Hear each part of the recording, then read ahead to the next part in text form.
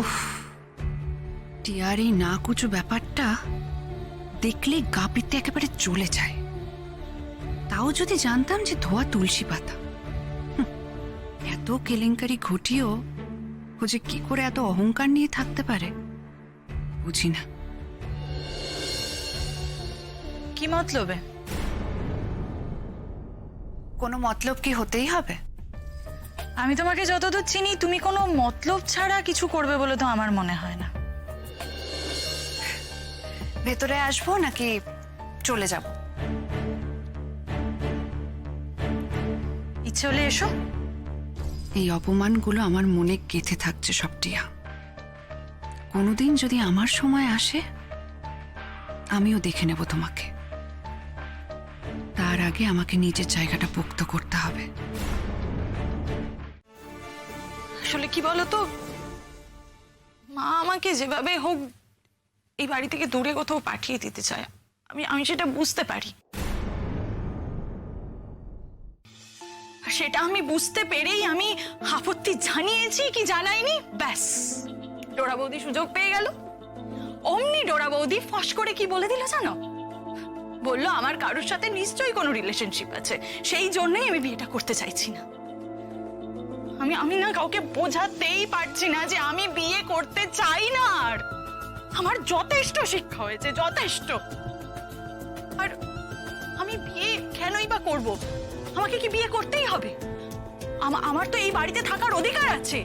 আমি কেন এই বাড়িতে থাকতে পারবো না? যেভাবে সব চলছে সেভাবে কি সব চলতে পারে না? ঠিক বলেছো তুমি, একদম ঠিক বলেছো। আসলে মেয়েদের অবস্থাটাই এমন না।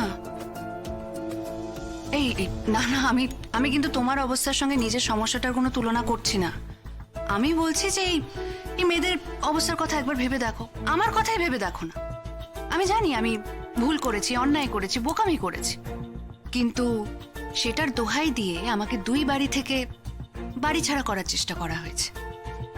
আমাকে ওই বাড়ি থেকে আমার মা, আমার দাদা, এমনকি আমার দিদি ভাইও আমাকে একরকম তাড়িয়ে দিয়েছে। আর এই বাড়িতেও, সরি টু সে, বলছি বলে রাগ করো না, এই বাড়ির লোকজনও কিন্তু সেটাই চেষ্টা করেছে। আসলে মেয়েদের না কোনো বাড়িতেই কোনো অধিকার থাকে না, কখনো এর দুয়ারে কখনো তার দুয়ারে এভাবে আশ্রয় খুঁজে বেড়াতে হয়। দেখো টিয়া, আমি তোমাকে ডিস্টার্ব করতে চাই না, তবে তোমার যদি কখনো কারোর সঙ্গে কথা বলতে ইচ্ছে হয় বা একা লাগে তখন তুমি আমাকে ডাকতে পারো বা আমার কাছে চলে আসতে পারো। তুমি ভালো আছো দেখলে সৌর্যরও ভালো লাগবে।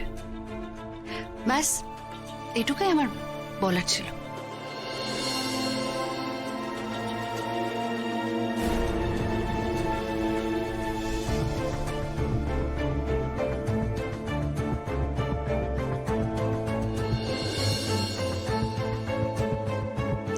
মনে হচ্ছে টিয়ার মনের বরফটা একটু হলেও গলাতে পেরেছি। সত্যি যদি পেরে থাকি তাহলে তোমাকেই আমি আমার পাসপোর্ট করব। তুমিই হবে সূর্যের মন আমার দিকে ফেরানোর টিকিট। মিষ্টি, এই মিষ্টি, মিষ্টি কোথায় তুমি? তাড়াতাড়ি এসো।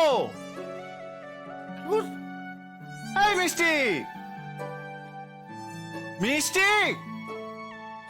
কি হয়েছে বিক্রম, এত হাত ডাক করছো কেন?